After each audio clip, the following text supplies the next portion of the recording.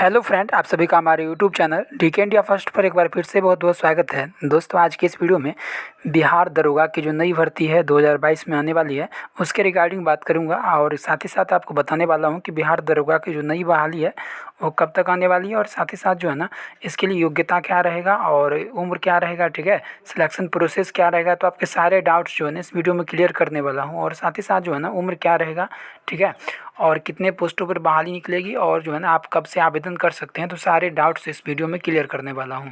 दोस्तों, उससे पहले बता दूं कि यदि आप हमारे चैनल डीके इंडिया फर्स्ट के साथ नहीं जुड़े हैं तो आप चैनल को अभी सब्सक्राइब कर दीजिए, क्योंकि यहाँ पर आपको एग्ज़ाम अपडेट और एडमिट कार्ड और एग्ज़ाम प्रिपरेशन के रिगार्डिंग वीडियो अपलोड किए जाते हैं जो कि आपके लिए काम के होते हैं, ठीक है। तो आप चैनल से जुड़े रहिए। चलिए दोस्तों, बिना टाइम वेस्ट किए हम लोग शुरू करते हैं। देखिए दोस्तों, ये जो है ना मेरे पास ये जो है आपको जो 22 से 13 पोस्ट का जो अभी बहाली चल रहा है, जो अभी प्रोसेस में है, ठीक है, जिसका मेंस का रिजल्ट आया है और अगले महीने से, ठीक है, जून के महीने से जो है ना उनका फिजिकल शुरू की कर दिया जाएगा, ठीक है। तो उसी के नोटिफिकेशन के आधार पर जो है ना आपको सारे आपके जो जितने भी डाउट्स हैं सभी क्लियर करने वाला हूँ। देखिए दोस्तों, पिछली बार जो है ना 22 से 13 पोस्ट के लिए निकाला गया था, उसके पहले आपको भी पता है 2213 से पहले जो है ना 2446 पोस्ट के लिए निकाला गया था, 2446, ठीक है। इस उसके बाद 2213 के निकाला गया और अभी जो कयास लगाया जा रहा है ना दोस्तों लगभग 2200 प्लस पोस्टों पे, ठीक है, ये कयास लगाया जा रहा है, ठीक है। बहुत सारे सूत्रों के हवाले से निकल के आ रहा है कि 2200 प्लस पोस्टों पर जो है ना बहाली देखने को मिलेगी, ठीक है। लेकिन हकीकत क्या है वो तो नोटिफिकेशन आने के बाद ही जो है ना क्लियर हो पाएगा, ठीक है।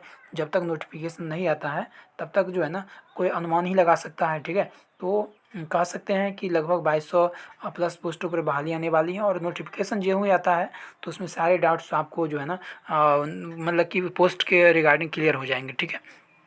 तो सबसे बड़ी इंपॉर्टेंट चीज़ क्या है दोस्तों कि जो पोस्ट है सर्जेंट का भी निकाला जाएगा। जी हाँ दोस्तों, सर्जेंट पोस्ट भी आपको देखने को मिलेगा और सब इंस्पेक्टर पोस्ट भी देखने को मिलेगा। एक्चुअली देखिए दोस्तों, होता क्या है कि सब इंस्पेक्टर पोस्ट का जो कट ऑफ है ना, वो जो फाइनल जो कट ऑफ है, यानी कहने का मतलब मेंस में जितना आप स्कोर किए रहते हैं उसी के आधार पर आपका जो है ना फाइनल सिलेक्शन होता है, ठीक है। तो इसका जो कट ऑफ है थोड़ा हाई जाता है, ठीक है।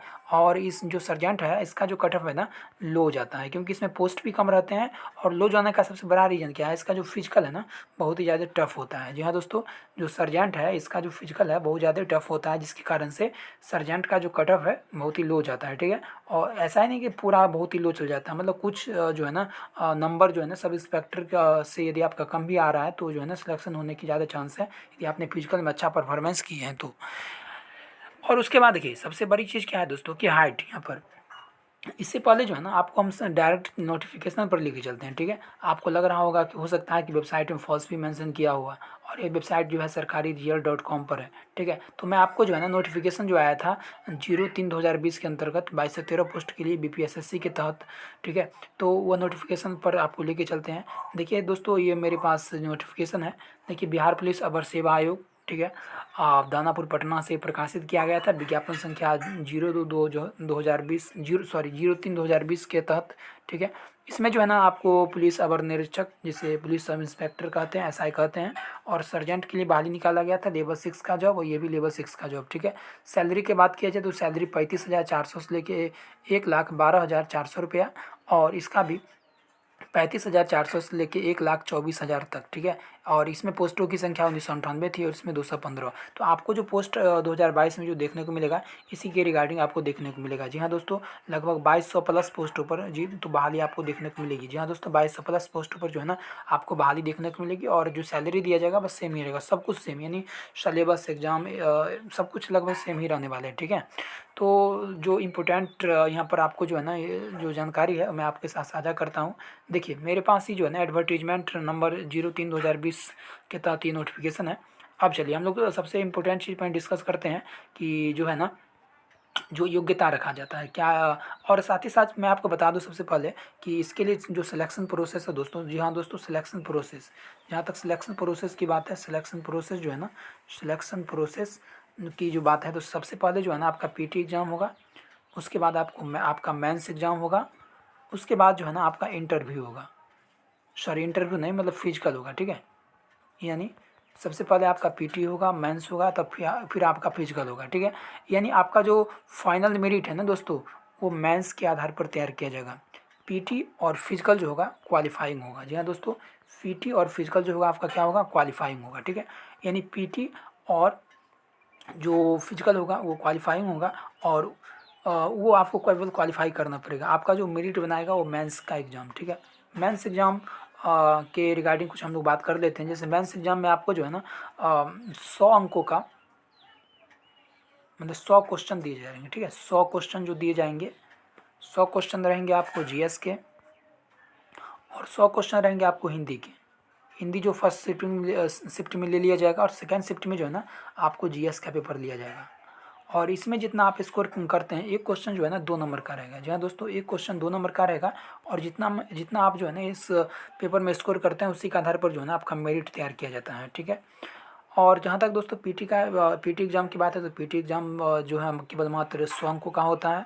इसमें जो है ना आपको रीजनिंग मैथ का वेटेज नहीं देखने को मिलता है उतना ज़्यादा। ठीक है, इसमें करंट अफेयर्स का वेटेज ज़्यादा देखने को मिलेगा, और मैथ्स में जो है ना करंट अफेयर्स को इग्नोर कर दिया जाता है, और वहाँ पर जो है ना मैथ रीजनिंग का वेटेज दे दिया जाता है। ठीक है, तो पीटी एग्ज़ाम आपको क्वालिफाइंग होगा, लेकिन इसमें भी जो है ना अच्छा खासा कटअप जाता है। ठीक है, इस बार थोड़ा कम गया था कटअप, 2440 में देख लीजिए, ज़्यादा कटअप गया था।